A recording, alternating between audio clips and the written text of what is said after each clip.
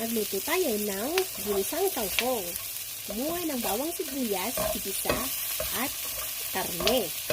Hayaan lang na magisa ito ng maigi. Pagkatapos, lagyan ng kangkong.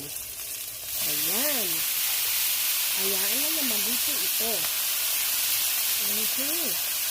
Lagyan ng pampalasa. Kunting patis, paminta, at kunting more. Yan. Hayaan lang na maluto ito ng ilang minuto. Okay. Simpleng pagkain ito. Masustansya pa. I-try nyo. Sulit sa budget.